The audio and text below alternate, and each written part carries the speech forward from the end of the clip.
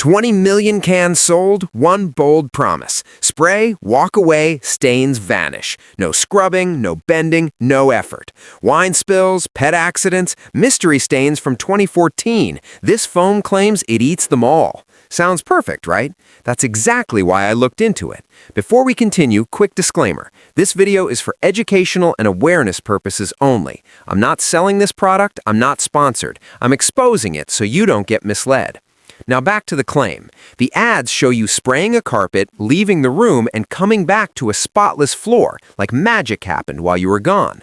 The company says the foam penetrates deep into carpet fibers, emulsifies stains, neutralizes odors, and does it all safely for kids and pets. Made in the USA. $30 for an 18-ounce can of miracle foam. That's the pitch.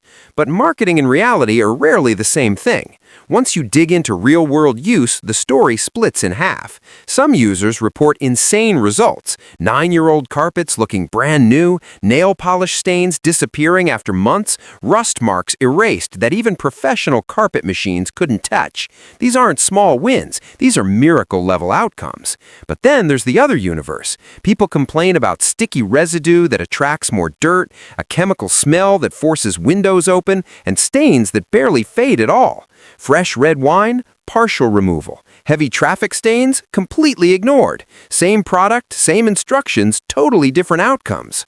The process itself already breaks the promise. You're told to spray generously, let the foam settle, then blot or work it in or tougher stains. That's not spray and walk away. That's scrubbing with extra steps.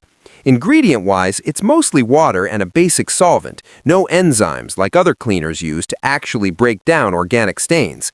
And despite claims floating around, there's no Carpet and Rug Institute certification listed, which matters for warranties.